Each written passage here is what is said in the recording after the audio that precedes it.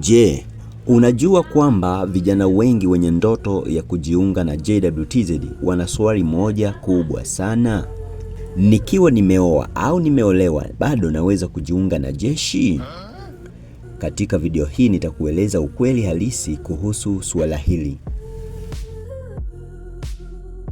Karibu Jack Media TZ. Kila hatua ni maarifa na kila maarifa ni nguvu.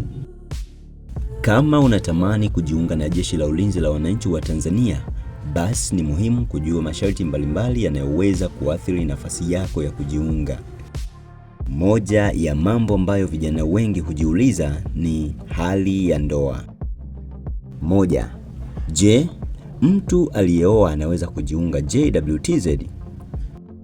Kwa kawaida, katika baadhi ya matangazo ya kuandikishwa, kipaumbele hupewa zaidi vijana ambao hawajaoa au kuolewa. Hii ni kwa sababu maisha ya mwanzo ya kijeshi yanahitaji kujitoa kwa kiwango kikubwa sana. 2. Kwa nini mara nyingi wanapendelea ambao hawajaoa? Sababu kadhaa hutajwa katika mazingira ya mafunzo ya kijeshi. Mafunzo ya mwanzo huwa magumu na yanahitaji muda mwingi kambini. Wanajeshi wapya wanaweza kupelekwa maeneo tofauti ya nchi. Majukumu ya familia yanaweza kuwa changamoto wakati wa mafunzo. Kwa hiyo, mara nyingi mtu ambaye bado hajaingia kwenye majukumu ya familia huwa na urahisi zaidi kuanza maisha ya kijeshi. Je, hili lina maana gani? Aliyeoa hawezi kabisa?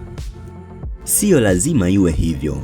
Kila tangazo la kujiunga na Jeshi la Ulinzi la Wananchi wa Tanzania huwa linaweka masharti yake rasmi. Ndiyo maana ni muhimu kusoma tangazo la mwaka husika ili kujua vigezo vinavyohitajika. Kwa hiyo, kama ndoto yako ni kujiunga na JWTZ, jambo muhimu zaidi ni kufuatilia matangazo rasmi, kujiandaa kimwili na kimaadili, na kuhakikisha unakidhi vigezo vinavyotangazwa. Kama video hii imekusaidia, tafadhali like, share na subscribe Jack Media TZ.